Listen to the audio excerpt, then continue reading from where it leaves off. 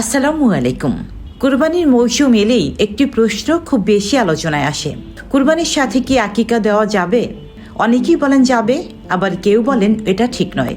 তাহলে ইসলামিক দৃষ্টিতে সঠিক ব্যাখ্যা কি? কুরবানি ও আকিকা কি একই ইবাদত, নাকি দুটো সম্পূর্ণ আলাদা?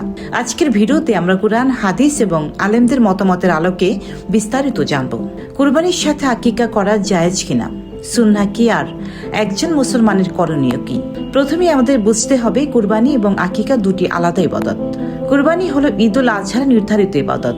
এটি জিলহজ মাসের 10 তারিখ থেকে শুরু হয় এবং পরবর্তী 2 বা 3 দিনের মধ্যেই সম্পন্ন করতে হয়।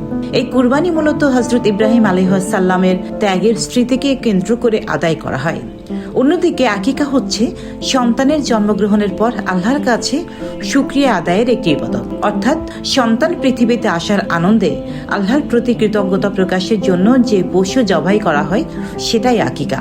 এখানে সবচেয়ে গুরুত্বপূর্ণ বিষয় হলো দুটি ইবাদতের উদ্দেশ্য ভিন্ন, সময় ভিন্ন এবং বিধানও ভিন্ন। হাদিসে এসেছে সন্তান জন্মের 7ম দিনে আকিকা করা সুন্নাহ। রাসূলুল্লাহ সাল্লাল্লাহু আলাইহি ওয়াসাল্লাম বলেছেন, ছেলে সন্তানের জন্য 2টি ছাগল এবং মেয়ে সন্তানের জন্য 1টি ছাগল আকিকা করতে হবে।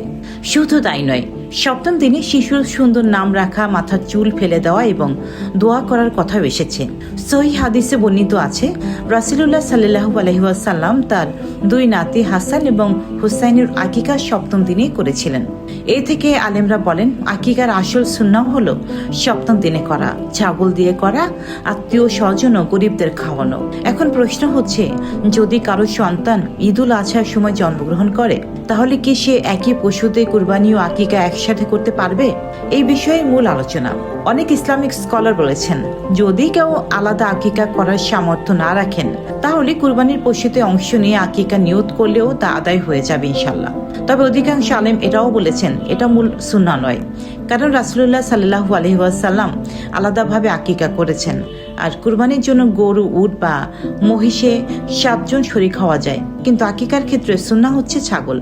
অর্থাৎ একই পশুতে আকিকা করা জায়েজ হতে পারে, কিন্তু উত্তম ও সুন্নাহসম্মত পদ্ধতি হলো আলাদাভাবে আকিকা করা।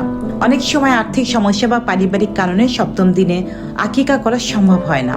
এক্ষেত্রে কি হবে? হাদিসে এসেছে 7ম দিনে না পারলে 14তম দিনে, তাও না পারলে 21তম দিনে আকিকা করা যেতে পারে। আর যদি তখনও সম্ভব না হয়, তাহলে পরবর্তীতেও সুযোগ মতো আকিকা করা যাবে, অর্থাৎ আকিকা বাদ দেওয়া যায় না। তাই কেউ যদি অনেক পরে কুরবানির সময় আকিকা করে, তাহলে ইনশাল্লাহ তা আদায় হয়ে যাবে, এমন মত দিয়েছেন অনেক আলেম। তবে মনে রাখতে হবে, এটা বিকল্প ব্যবস্থা, মূল সুন্নাহ নয়। ইসলামের প্রতিটি ইবাদতের আলাদা সৌন্দর্য ও গুরুত্ব নির্ধারণ করেছে। কুরবানি আমাদের শেখায় ত্যাগ, আল্লাহর আনুগত্য, আর আকিকা শেখায় সন্তান জন্মের আনন্দে আল্লাহর প্রতি কৃতজ্ঞতা প্রকাশ। একজন বাবা মা যখন সন্তানের আকিকা করেন, আত্মীয় স্বজনকে দাওয়াত দেন, গরিবদের খাওয়ান, তখন সেটি শুধু একটি আনুষ্ঠানিকতা নয়, বরং পারিবারিক ও সামাজিক বন্ধনেরও একটি সুন্দর মাধ্যম। সবশেষে বলা যায়, কুরবানি ও আকিকা দুটি আলাদা ইবাদত। সুন্নাহ অনুযায়ী আকিকা 7ম দিনে করা উত্তম। ছেলের জন্য 2টি ছাগল, মেয়ের জন্য 1টি ছাগল। তবে কেউ চাইলে বিশেষ পরিস্থিতিতে কুরবানির সময়ও আকিকার নিয়ত করতে পারেন। এটি অনেক আলেমের মতে জায়েজ। আল্লাহ আমাদের সবাইকে সহিভাবে দিনের বিধান বুঝে আমল করার তৌফিক দান করুন, আমিন। ভিডিওটি ভালো লাগলে লাইক, কমেন্ট ও শেয়ার করুন। ইসলামিক গুরুত্বপূর্ণ আলোচনা পেতে সাবস্ক্রাইব করতে ভুলবেন না।